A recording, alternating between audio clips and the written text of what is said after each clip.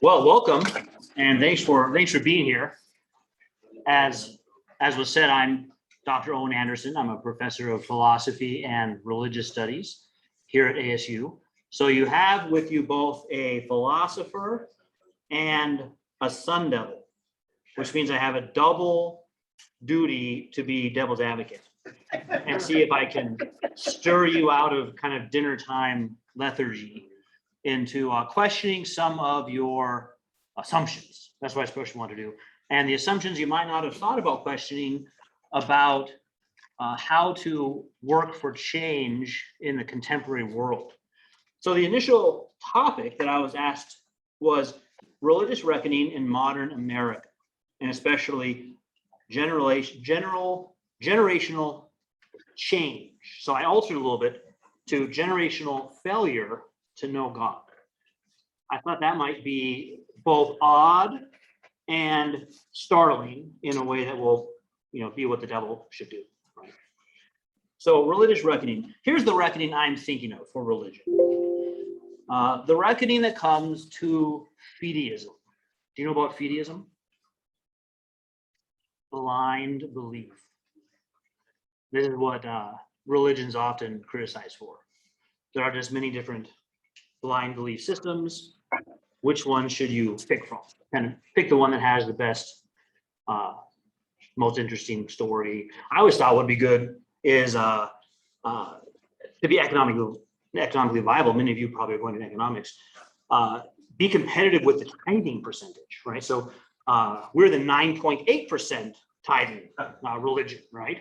Undercut the opponent down the street. That could get into, you gotta be careful though, because that could get into real battles. You could be pretty soon you're down to like the 1.2% tithing. You gotta be able to cover your overhead as a religion. So fideism. Now, what kinds of problems, generational failure, what kinds of problems did we inherit? There's this guy, his name Billy Joel. Have you heard of him? Yeah. I think he has a song where he says something about how we didn't start the fire. It was always burning since the world was turning. And then he lists a number of news articles about the fire. So we just are born into the world like this. We just find ourselves in the world, and I didn't do it. It's not me, I didn't do it. You can't prove I did it. Bart Simpson's statement. So what kind of problems do we inherit? And who can we blame for them? Wouldn't it be nice if you could blame someone also? You're already a step towards that when you say, I didn't do it. It's not my fault. I inherited it. You're already one step towards you're blaming someone else, right? And it was my parents' fault. So we have divisions at the local, national, and international level that often lead to conflict and war, right? You might see that internationally, not surprising if you hear about conflict, but you can see it nationally. You could have cold civil wars, just like there was a cold global war. So there's conflict, and we're born into that. We inherited it, didn't start it. Poverty and famine. Ever heard of those? What is one of your talks maybe about that coming up? How to deal with poverty, if at all. And one of the problems attending to poverty is famine, right? You can't buy food.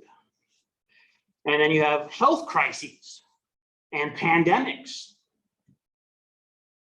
Plagues. Did you start it? Is it your fault? No. Are you sure? So how about we could name these: war, famine, and plague. Have you heard of those three? No? Good for you, extra credit. The next sentence out of my mouth was, that's 3 of the 4 horsemen. Right? You probably have seen these guys on Supernatural, right? Or something. Dean fights the 4 horsemen. So yeah, there's 3 of the 4.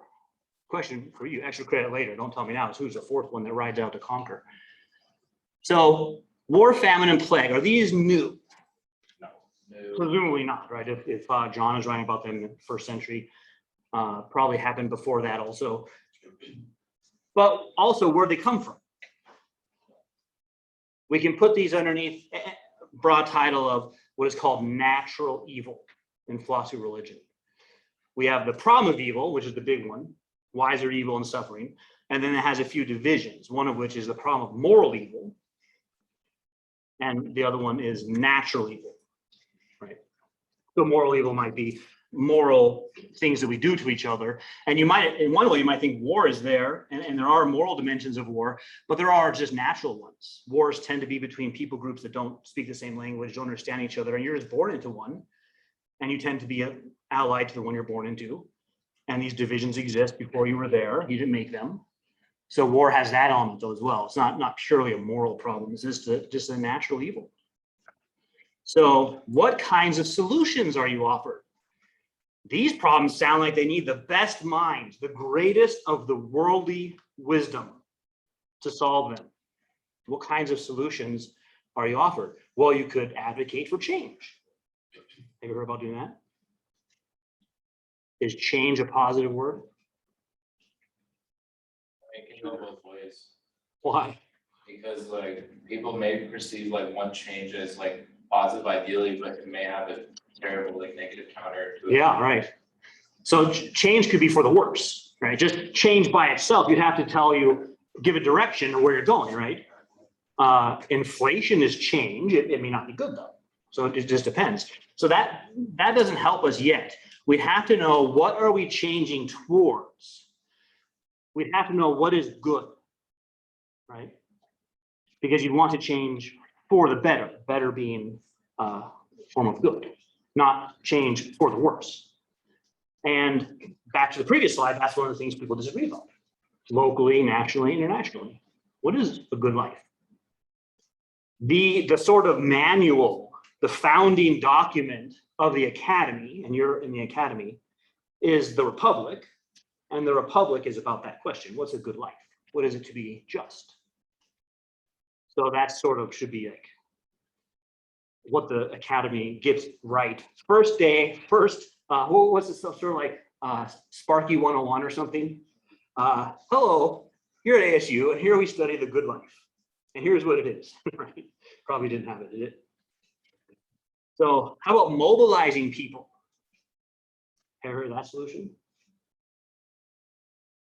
So this is more like democratic. The first one might be advocating for change, might be just me doing something. Mobilizing people is more democratic. We'll get people involved. You see a similar sort of problem as the first one. Like, well, towards what goal? Toward what end? This is the question of a telos. An end towards which other things aim. Aristotle opens up his whole study of ethics that way. At what do all things aim? That would be the highest good. There could be approximate goods, like pizza is approximate good, but it's not the highest good. So we're really asking what, and someone can say, whoa, let's not get crazy, Anderson, right? Pizza's pretty good. Well, we're wondering though, what's the highest good? How about working toward a better type of political and economic future for all? Sounds good, doesn't it? Well, yeah, but it's circular. You already have the word better in there. Working for a gooder outcome for all. Yeah, but what is that? Right? What is it that will be a better outcome? Now, yeah. Well, I'm just saying what's good for you isn't necessarily good for me. Well, that's true in terms of our beliefs, right? But there's some things people would say are just good for everybody, like food, pizza, shelter, clothing. Those are the kind of things we'll probably be advocating for economically and politically. But also for the more ultimate goods that we'll talk about. As a human, you're the same as me in our humanity. And so what's good for me as a human would also be good for you as a human. Right? Not what's good for me as a professor is good for you as an undergraduate. No, those are differences. But insofar as we're the same as humans, then what's good for me as a human is good for you as a human. So what solutions would we work for? I mean, this is a leading research university. I pause for a second because I have a friend that teaches at GCU. He's like a little devil's advocate in the Bible. No, you're not. Yes, we are. Stop it. This is a leading research university. Certainly we have solutions. What are we number one for 7 years in a row? Yes. They knew it. Ahead of Stanford and MIT. Oh yeah, way ahead of those guys. Yeah, and it's constantly audited, advertised on to the school shuttle bus. You gotta take what you can get, especially when you lose to BYU. Yeah. Right? You gotta take what you can get. I mean, isn't BYU generally good at sports? Mormons. All I know is we start to do well, and then I think we had, no, we'll talk about it later. Football's later.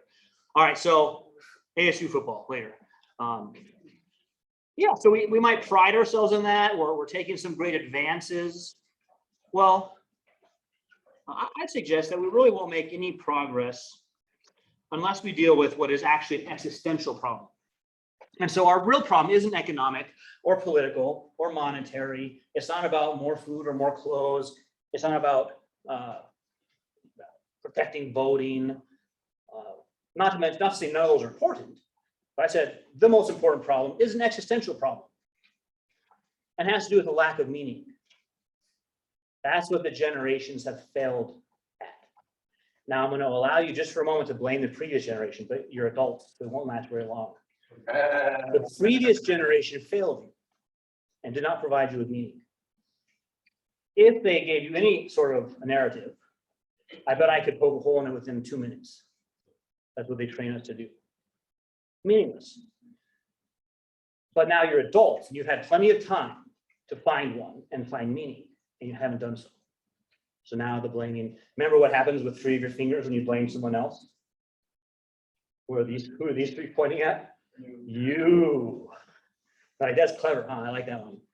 So lack of meaning about our own existence.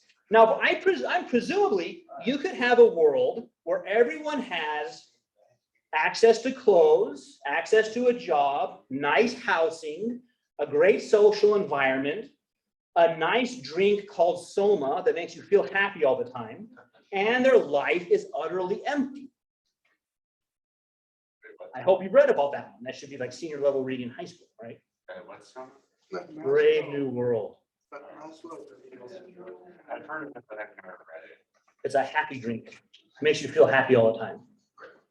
It's like putting fluoride in the water. I was talking about Brave New World. I've heard of it, I've never read it. Yeah.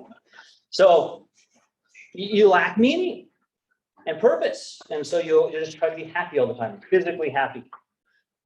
So what are some responses to this? We'll have the existentialist, materialist, Marxist response, which is probably the more common one today in our culture, especially politically, which would be something along the lines of, yeah, you just have to accept we're just material beings. We're just bodies. And politics and economics is about regulating our relationships between each other. And some people tend to try to hoard materials. Economics is the distribution of scarce resources. If it's not scarce, you don't need to worry about distributing it. So how do we redistribute things? How do we take from those guys who took too much of Costco's toilet paper and give it to the other people who don't have enough Costco toilet paper? Redistribute, that's a rare one, right? So they say, yeah, just accept the ultimate meaninglessness of life and try to find little meanings in your life while you're going along before you die. So my little meaning is, pick one, you have your favorite and you can talk about it, right? A cause, did you pick a cause? My cause is reinvigorating the Pokemon market. I have a webpage dedicated to it. No, I just pick it. You can have a cause about anything, right? You pick some cause, it makes you feel better. It doesn't actually help the environment. Here, should I get in trouble? Do electric cars help the environment? It makes you feel better, but does it help the environment? No. You can study it. You can look into it. Where do you get the electricity from? Where do you get the batteries from?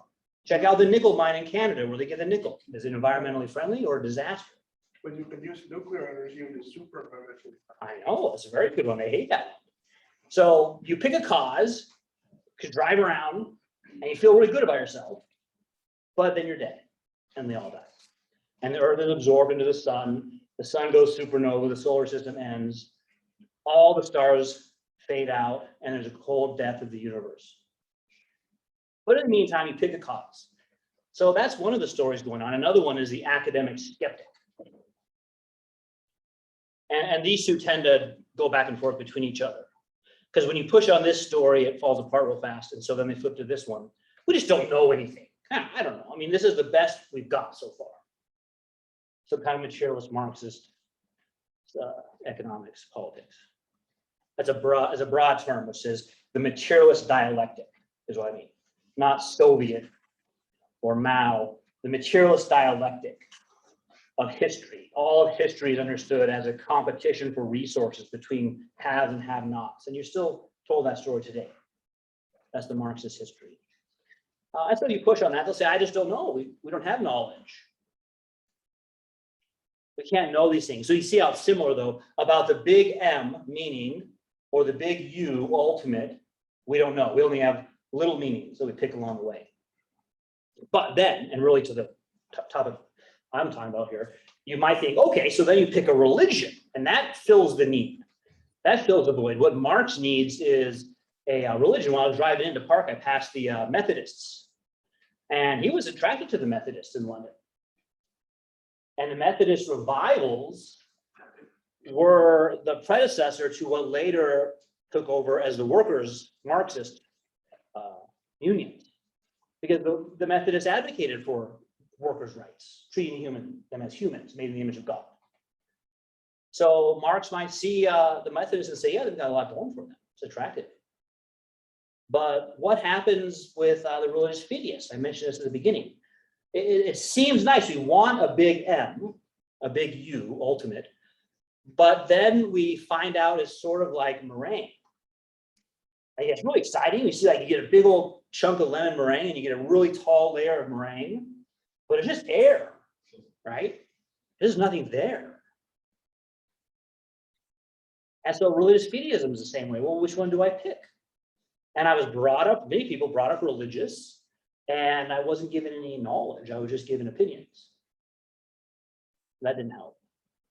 So the existential problem is actually only solved by actually having knowledge about these matters. And in a way, the religious fideist and the academic skeptic are on the same side of saying, yeah, we just can't know. The skeptic says we can't know, so we shouldn't believe, called Pyrrhonian skepticism. The religious fideist says you have to believe something, though. So just pick something. And then they could have different ones with different, whoever has the best songs. That'll be the one we pick. Hillsong. They're pretty good, aren't they? I heard Lakewood's got good singing. Joel Osteen, Houston. So fideism. All right, so this brings us to the fellowship of God. What we have, generational fideism, and the youth reject fideism when they come of age. That's why the numbers are so dismal when you look at retention in a religion from youth to adulthood. The numbers are, really low. Anyone can stay in that. Now, sometimes they return to it later. It's called As You Like It. You heard of the Shakespearean play? And it's sort of magical. And so it's written to the kid level, as you like it. This is the way we like it, where you have good guys, troubles occur because of a villain, misunderstandings, resolution, a marriage, and the villain's banished. As you like it. But then when you grow up to an adult, you say, oh yeah, that's not how real life works.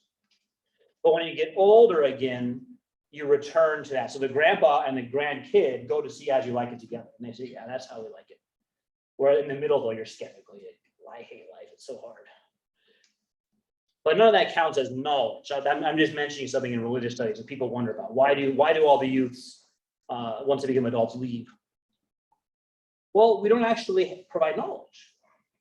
Now, have you so far in your university education had to write a paper on what has existed from eternity? No. Why not? I mean, I'm not even getting into religion yet. This is like within the first few chapters of the Republic. right away in the Nicomachean Ethics. As soon as you get into Al-Ghazali, Nagarjuna, they're into topics like this. So this is global philosophy, wondering what has existed from eternity. And how could you be have gone along so far and not ask that question? Well, I would suspect because a couple slides back when I said proposed solutions, that's not one of the proposed solutions. They would say either you can't know or it doesn't matter. And with that skepticism, you repeat the same failed solutions, thinking you'll get a different outcome. Do you know that, Skull? So what has existed from eternity? Who are we?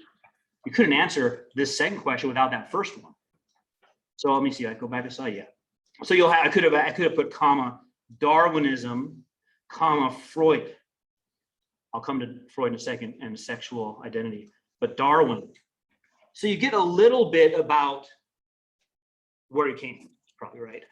Well, lightning struck a tepid pool of amino acids and formed them into the proteins necessary for a simple one-cell creature. And you say, oh, look, Grandpa. And eventually, hundreds, all these generations later, here you are. So you get some stories. These aren't completely unheard of. But is that really answering the question for you? Or does that raise more problems? And the Freud answer about your identity, especially in your sexual development, and anything in society that hindered the free expression of your sexuality caused internal psychological turmoil that you have to overcome in adulthood. Repression. And expressing yourself helps you overcome your repression, the Freudian story of identity formation. So you've been given some of those stories, but I wonder how much they're mostly just background and you're not actually asked to wrestle with them and consider criticisms of that. But you're also told to go out and make the world better without having gotten the answers. What's our purpose? As these evolved apes, what's our purpose? Have more little evolved apes. What's our highest good? Is there any higher good than that? How do you find meaning? Maybe I should use capital M. So again, we're nowhere close to the society in Brave New World, but all of our hopes seem to be like that. The things that you hear people describe are like the city in Brave New World. And that's not a good situation to be working towards at all. You could be perfectly comfortable and have ennui, emptiness. In fact, it might be the more comfortable you are, the more you have emptiness, right? So the knowledge of God and the knowledge of the self go together. See how this, what is this from eternity, is how the person answers this question and this question. You can't really break those apart. You might try to say, well, at a secular university, we only focus on this side of that question, but any answer to this side of that question at least implies an answer about this side of the question. So what we're doing, the generational failure, what you could say, if you said anything, I'm not telling you to do this. This is what got Socrates into trouble. Next thing, I'm drinking hemlock. I'm not telling you to go home and tell your parents that they failed you. But hypothetically, if a student went home and said to a parent, you failed me, this would be a good thing to bring up. You didn't even tell me that God exists. You didn't even show me how to prove God is real. That should have been little kid stuff. Why did you let me out of the world without having done that? And then you might find out that your parents are an academic skeptic. Holy shit. And so wouldn't that be neat? Like, wow, it's like I never knew you. This is great. Get to know the parent for the first time. Or a fideist, right? Well, you just have to believe. I told you about this. You just have to believe it. You can't actually have any proof. So what you'll need to do, here's what I'm suggesting. This is the kind of the craziness of a philosopher when they're left alone too long. What you really need to do is not put more money into economic and political solutions. You got to get a philosopher to help the politicians and economists know ultimate meaning. Wouldn't that be nice? Well, they probably won't. They won't pay attention. So then how about the students, to get the students to do so? Here's what Augustine said. Augustine said, end of book 5 of the Confessions, he liked this guy Ambrose, Bishop Ambrose. Gave good sermons, and he helped Augustine understand some responses to common objections to the Bible.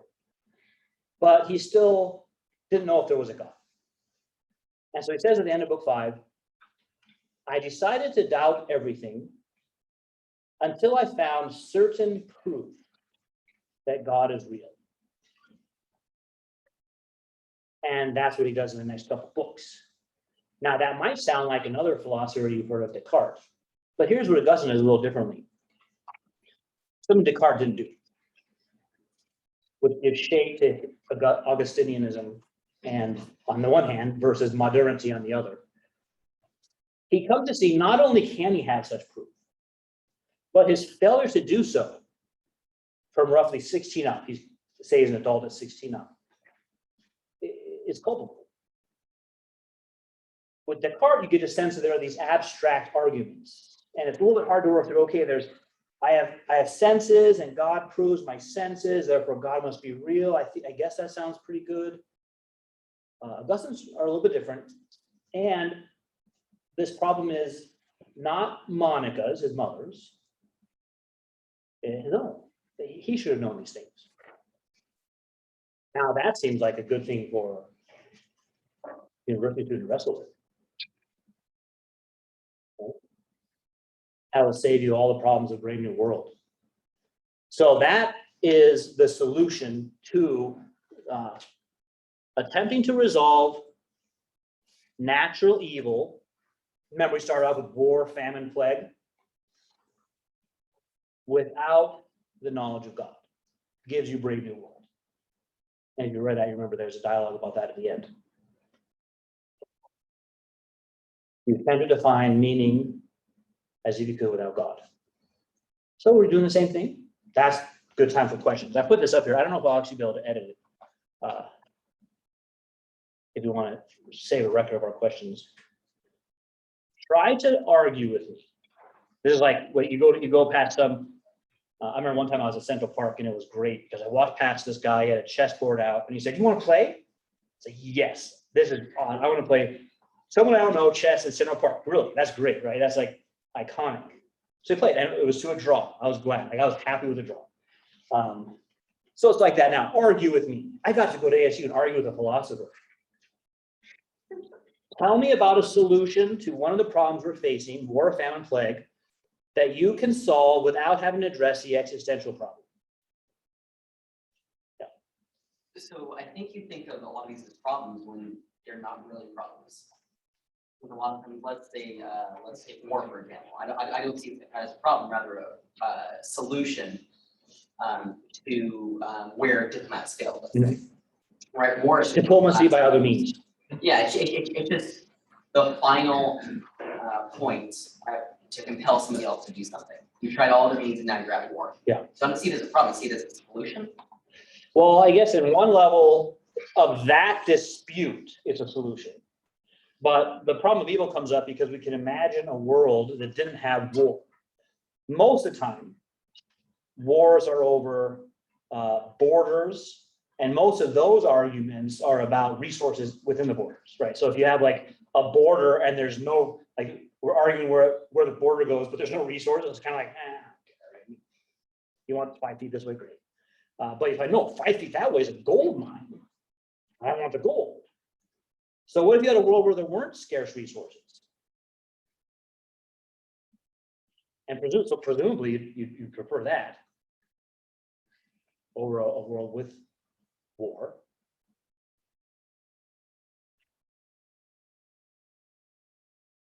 But what about the other ones? Plague, famine.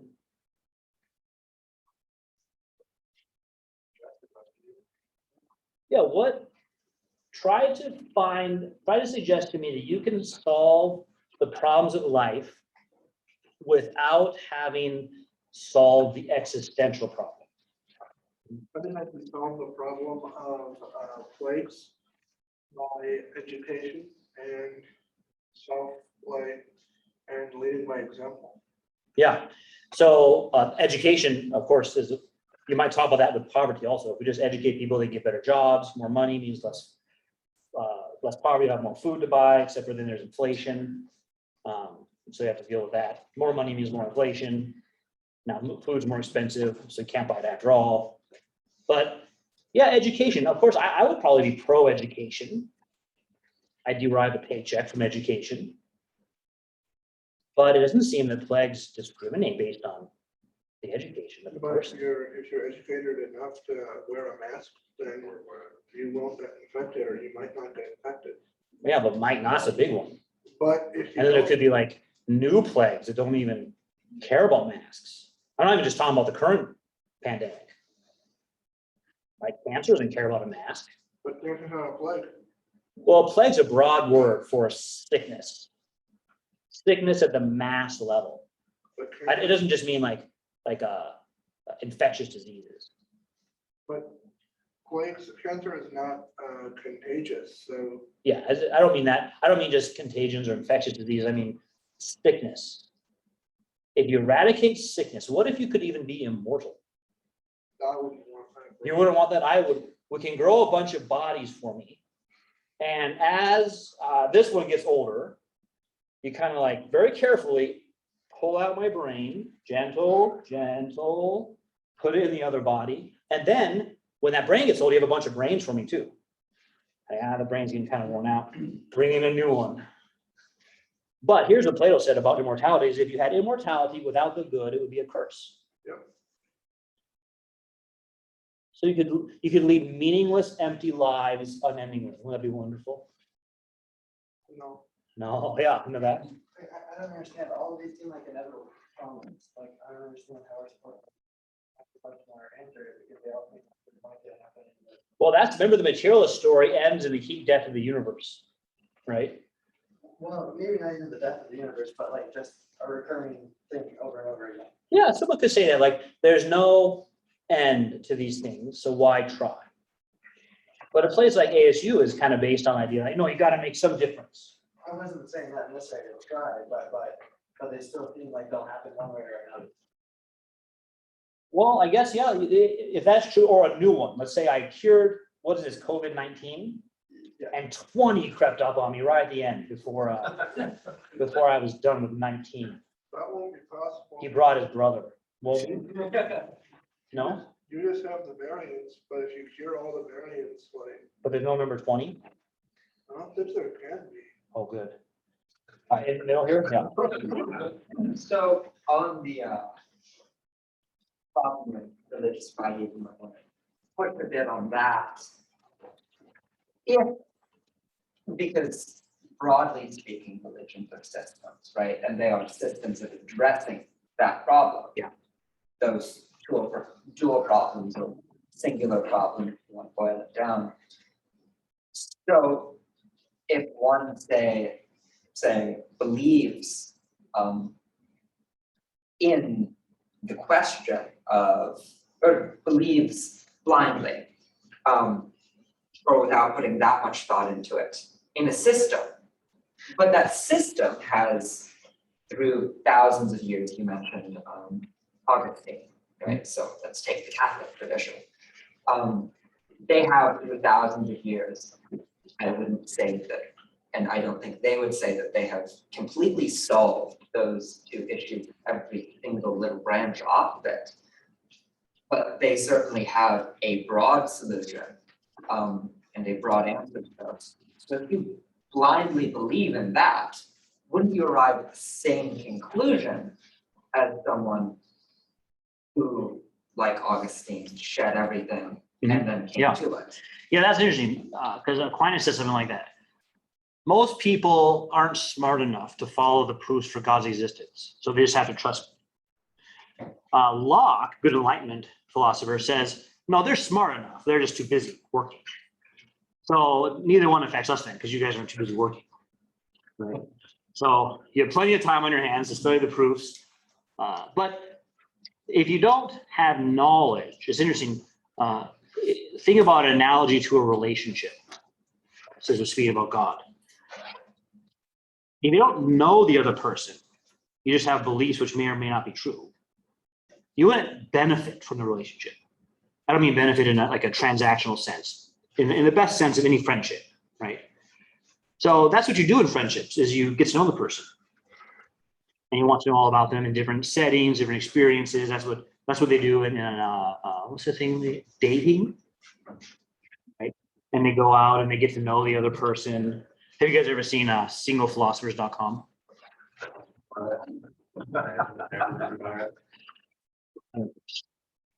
I like pina coladas, walks in the rain, and the good.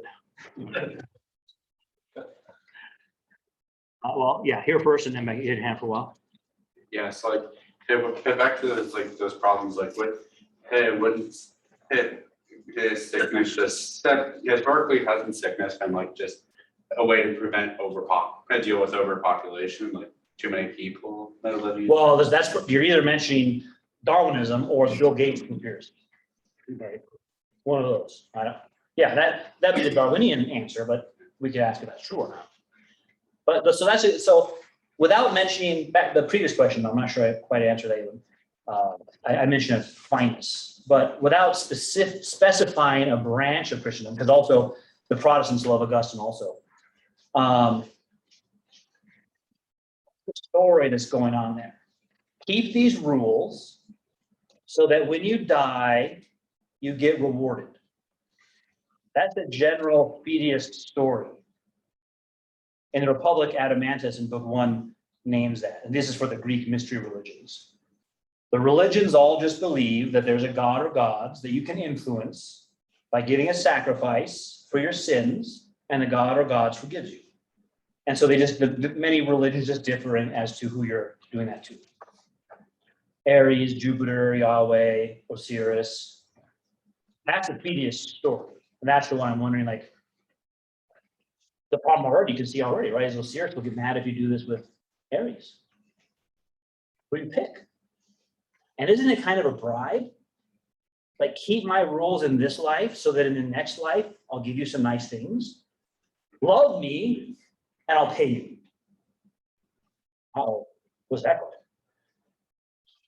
I think that a classical Christian understanding would disagree with that formulation. And I'm so sorry. Keep going. No, keep going. I want to hear how. Yep. For any other religions. But in a classical Christian understanding, it's not pay me and I will reward you. It is, you have screwed up incredibly badly. You have been screwing up from the beginning. That has separated me from you. I want to give you another chance, but I also want to acknowledge that you have free will and give you a choice. And the choice is represented in choosing to accept Christianity or not. Different groups would disagree on what exactly that means, whether it's faith and works or faith alone, but that's generally the understanding and not, I'd say, pay me with love and I will pay you back. Isn't the story Gabe though just the same thing Adamantus said? There's a God who wants to love you, but you've done something wrong. So you have to do, in this case, it would give sacrifices, could be believing, right? Here's a prayer, say these words, sinner's prayer, and you'll be forgiven, and then you're good with the God again. But here's what I think it comes down to. Because I think you're on the right track to something. But you first have to address that problem of the generic religion. And then this, when the story is you messed up, on what have you messed up? It all will come down to this. I agree with that. And whether there's someone or something that can say broadly that you messed up, which is a odd question. But I will disagree that it's the Adamantus approach, because it's, again, it's not you have messed up, do this, and we'll be back in my good graces. It is you cannot be back in my good graces. You can't wipe it away, etc. But I want you to anyway.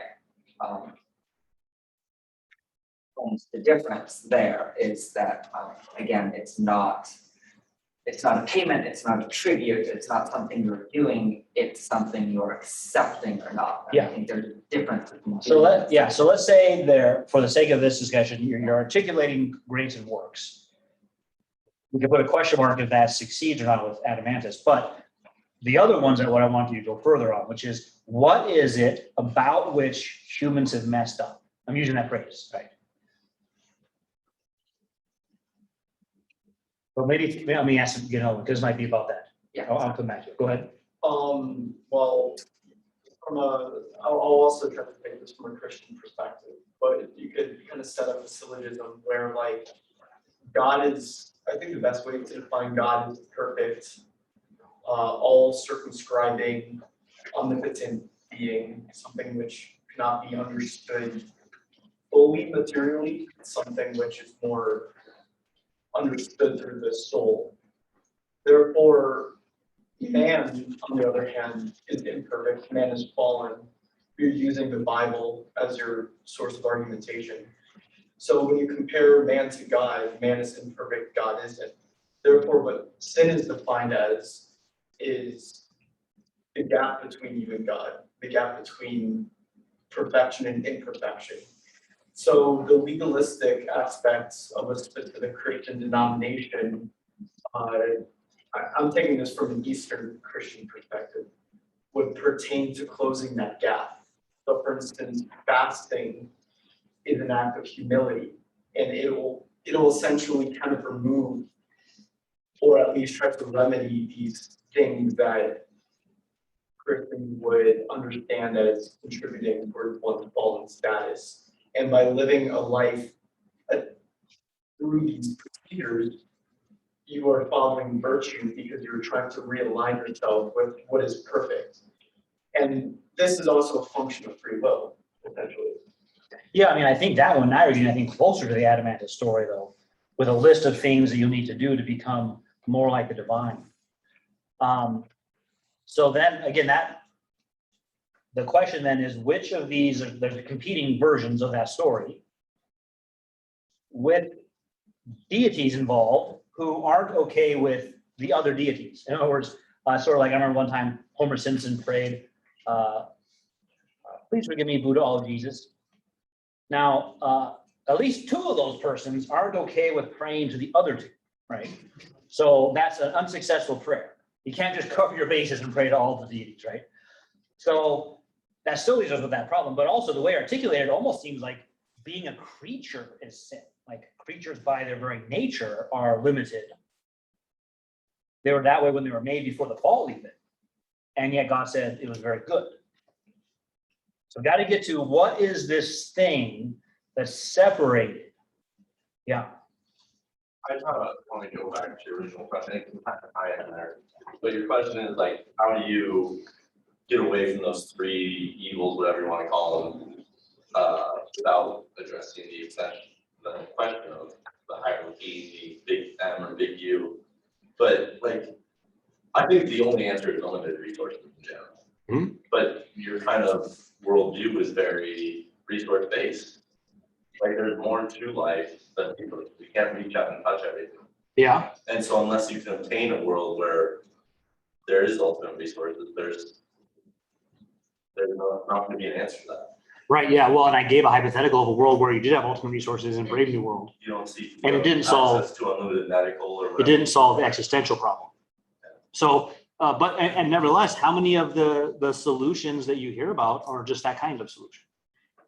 More resources, solve the problem. Yeah, we have to have more debates about how to distribute resources. Well, that's like, but like you said, like That's fine, yeah, exactly. they have happiness, but what can a hollow happiness really provide? Yeah, Soma explicitly said Soma replaces knowing God. God couldn't give you happiness. I did in Soma. Yeah, I mean, you've lived a life. I'm quite advanced in years. Well, like, I'm not trying to call people out, but I mean, you have more experience than most of us in this room. Do you think that a life that's empty is worth all the resources in the world? No, that's just what I'm trying to help you to realize or think through right now, is that the kinds of solutions that are being offered most commonly to the common problems won't even do what they say they're going to do. And many times those problems aren't even your worst problem. It's much worse than you think it is. That's the reality of it. And I don't mean, oh, there's even more poverty than I thought there was.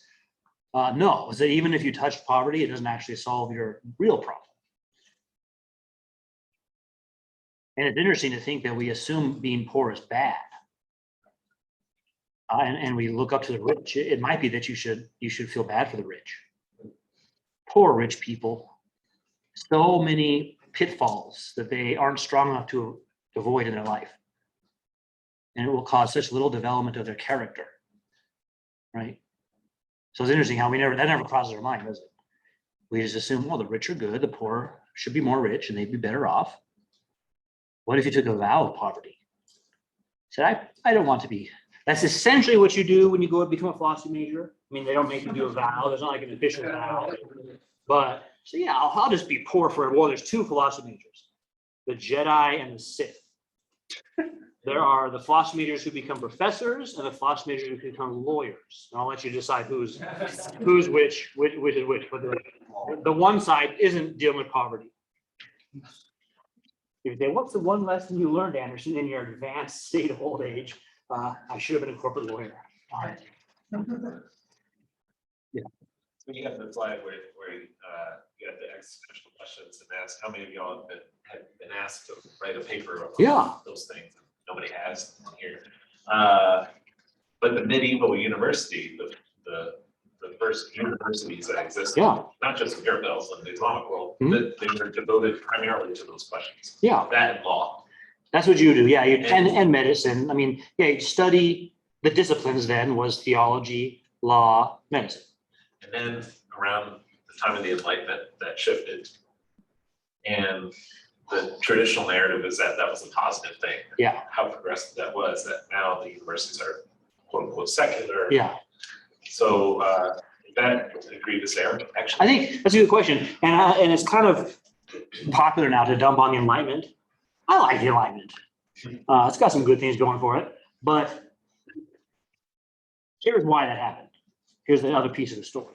And it's still the story that scares the postmodern. Religious wars. Religion, Europe was devastated by wars of religion for 30, 60, and 80 years, depending on which region you're in. And then English civil wars, also like that. And so the fear was, look, we could have all these universities and they can't solve our problems. So let's agree to not talk about it again.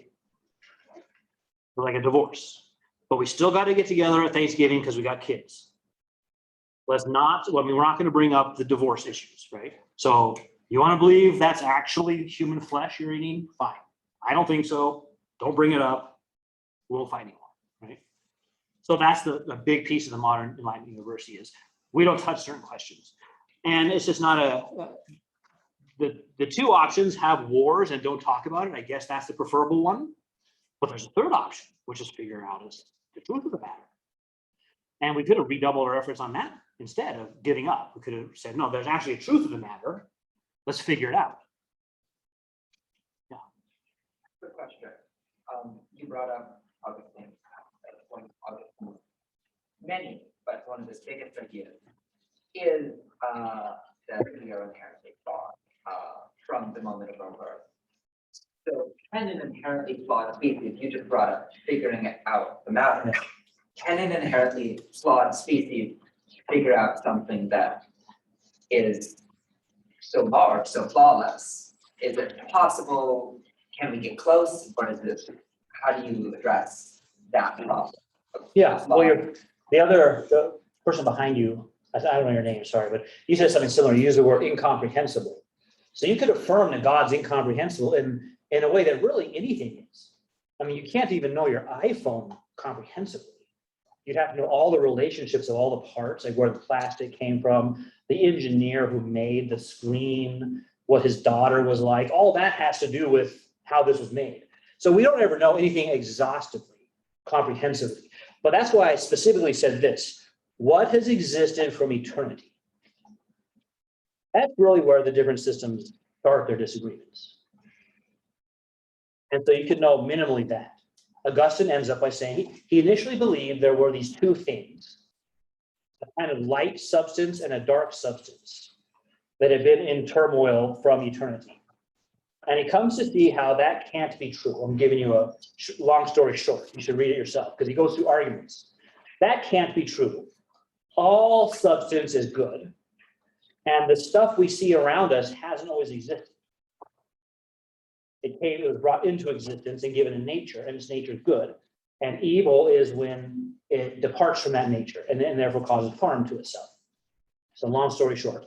And so that gets to the other question I was asking both of you to pinpoint, which is, okay, well, what's the error? What's the beginning problem? And I think we could say in that account with Augustine, what he's doing is amplifying Paul in Romans. The problem begins in not seeking what Paul says in Romans chapter 3. And he's quoting the psalmist. None seek God. And all the other problems you might think of, greed, theft, adultery, murder, are traceable to this problem. None seek God. And so when we spend our time on these secondary things, and we accept a story like we just can't know, that's just proving the point. Yeah, you don't seek God. You're looking for money, or you're trying to make yourself feel better because you gave a lot of money to the poor. It's still self-centered. Remember this? You're probably too young. You remember this guy, Greg House, Dr. Greg House. But he was really good at pointing out everything you do is self-centered.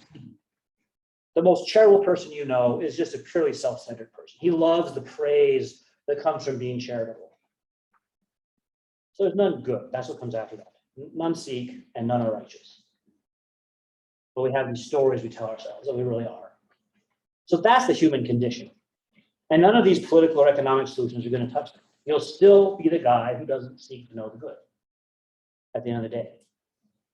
If you even out all income, anything else, you'll still be that person. And you'll hate yourself and you'll hate your neighbor. And it won't change. That's the existential problem that we deal with. What if ASU was #1 in innovation on that problem? And that we could be a return to these, because this is a noble tradition, a return to the Oxford tradition. Remember what the Oxford motto is? John 1:4, the Logos is my light. So it's not as if that's an unheard of thing, right? We'll say, yes, the desert Oxford. And innovate in the existential problem. All right, I'm gonna take that challenge. I'll do it. You could come hang out with me and do it as well. Any last question? So we have time for one more question. Yeah, I don't think you would need that radical acceptance for what's inevitable, and you educate everyone and change their mindset, and you can just see all those things. Sort of a stoic approach. All suffering is due to desire. You can overcome desire by overcoming, or overcome suffering by overcoming desire. Here's the one I don't think we'll be able to overcome. I think you could do a lot with economics. You could overcome a lot of economic desire, maybe all of it. You could overcome hunger desire. You could come down to 1 grain of rice a day is all you eat. Minimal to stay alive, to keep teaching, to overcome desire. You could renounce any worldly position.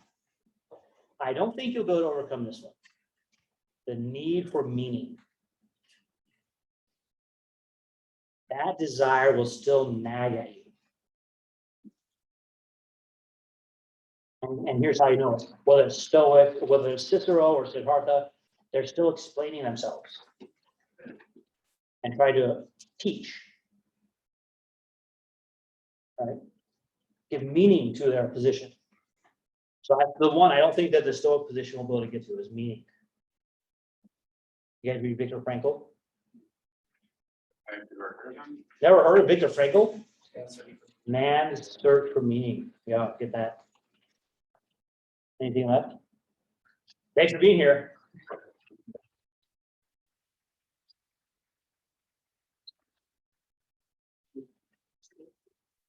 I recall, that,